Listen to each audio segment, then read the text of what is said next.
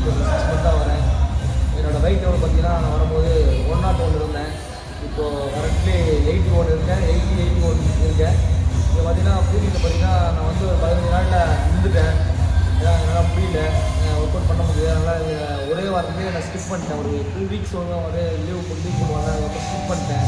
ஒரு 1 வீக் வரவே இல்லை. அப்புறம் இங்கே இருக்க மாஸ்டர்ஸ் என்னை கூப்பிட்டாங்க.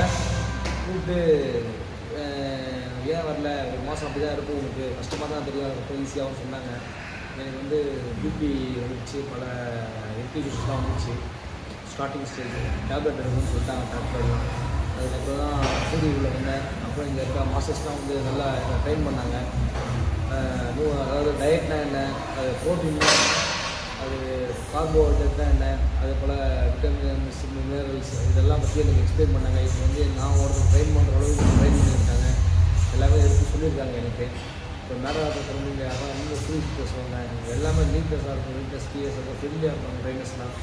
அதனால் ஜாலியாக இருக்கும். நீங்கள் வந்து ஃபீல்டில் ட்ரை பண்ணுங்கள். இந்த மாதிரி யாரெல்லாம் இருந்தீங்கன்னா வண்டியை தட்டுங்க, ஃப்ரீக்கு வாங்க, இன்டர்வியூ போடுங்க, மாஸ்டர்ஸை பாருங்கள், கைடர்ஸோட சப்போர்ட்டோடு நல்லா இது பண்ணுங்கள். இங்கே மேரதானத்தில் ஒரு பெஸ்ட் ரீசன் தான் நான் ஃப்ரீ சொல்லுவேன். நான் 4 ஜிம் தாண்டி இங்கே வரேன். அதனால் நான் ஃபுல் லைஃப் தரேன்.